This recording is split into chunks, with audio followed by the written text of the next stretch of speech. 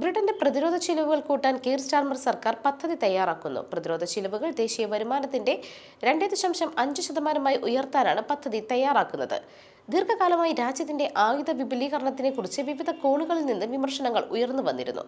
അതിന്റെ പശ്ചാത്തലത്തിൽ പദ്ധതിയുടെ പ്രഖ്യാപനത്തിന് പ്രധാനമന്ത്രി സമയപരിധി നിശ്ചയിച്ചു. അടുത്ത വസന്തകാലത്ത് പദ്ധതി പ്രഖ്യാപനമുണ്ടാകുമെന്ന് പ്രധാനമന്ത്രി കീർ സ്റ്റാർമർ പറഞ്ഞു. റഷ്യയും യുക്രൈനും തമ്മിലുള്ള യുദ്ധവും പശ്ചിമേഷ്യയിലെ സംഘർഷങ്ങളും പുതിയ തീരുമാനത്തെ സ്വാധീനിച്ചിട്ടുണ്ട് എന്ന വാർത്തകൾ പുറത്തുവന്നു. യുകെയുടെയും US-ന്റെയും മിസൈലുകൾ റഷ്യക്കെതിരെ ഉപയോഗിക്കുന്നതിനുള്ള അനുവാദം യുക്രൈന് ഇരു രാജ്യങ്ങളും നൽകിയിരുന്നു. ഇതിന്റെ പശ്ചാത്തലത്തിൽ റഷ്യയിൽ നിന്ന് നേരിടുന്ന ഭീഷണിയുടെ വെളിച്ചത്തിൽ നാറ്റോയുടെ സെക്രട്ടറി ജനറൽ മാർട്ട് റുട്ടെയുമായി പ്രധാനമന്ത്രി കീർ സ്റ്റാർമർ നടത്തിയ ഫോൺ സംഭാഷണത്തിലാണ് സമയപരിധി നൽകിയത്. നിലവിൽ രാജ്യത്തിന്റെ 2.3% പ്രതിരോധ പ്രവർത്തനങ്ങൾക്കായി വിനിയോഗിക്കുന്നത്. എങ്കിലും 2.5% എന്നത് എപ്പോൾ കൈവരിക്കാനാകുമെന്നതിനെക്കുറിച്ച് നിലവിൽ പറയാൻ സാധിക്കില്ല എന്നാണ് പുറത്തുവരുന്ന വിവരങ്ങൾ സൂചിപ്പിക്കുന്നത്.